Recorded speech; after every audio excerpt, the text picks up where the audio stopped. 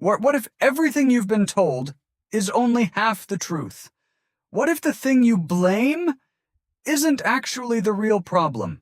And what if, without realizing it, you're slowly training your brain in a way that changes everything?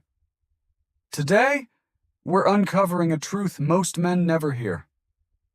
Masturbation is not the problem. But what if it actually is? He never thought much about it. It was normal, private, something no one talked about, but everyone seemed to understand.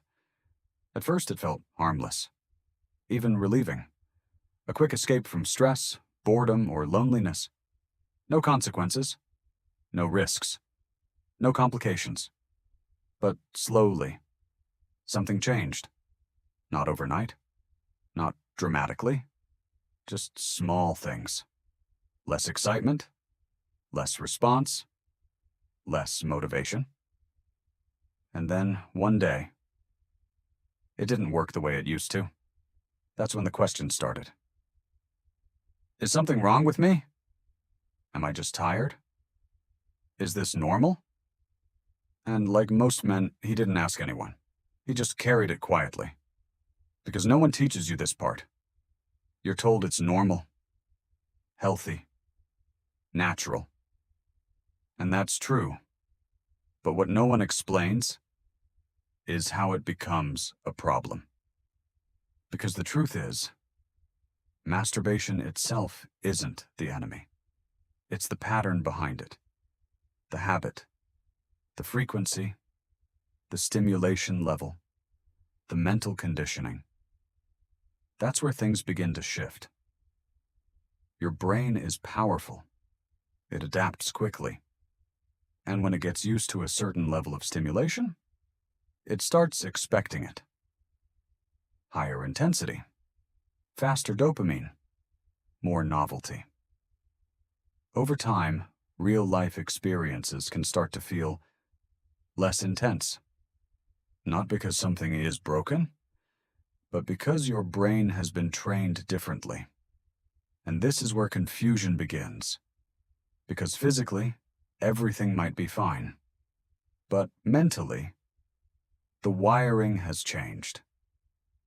This is why some men notice inconsistency. One day, everything works. The next day, nothing responds the same. It's frustrating, confusing, even scary. But it's not random. It's a signal that your brain and body are out of sync. Now, here's where most people get it wrong. They either blame masturbation entirely, or they refuse to question it at all. But the truth is more balanced. It's not about good or bad, it's about awareness. Ask yourself, are you using it occasionally, or relying on it constantly? Is it a choice? Or a habit you can't control? Is it supporting your well-being? Or quietly replacing real connection, real energy, real drive? Because when it becomes automatic, when it becomes frequent without intention, when it becomes your brain's default reward system, that's when the shift happens. Not suddenly, but slowly. And most men don't notice until the effects show up elsewhere. Low motivation, reduced confidence, less interest in real intimacy, performance anxiety, and then comes the worst part. Self-doubt. You start questioning yourself in ways you never did before. And that's where this becomes more than just a habit. It becomes emotional.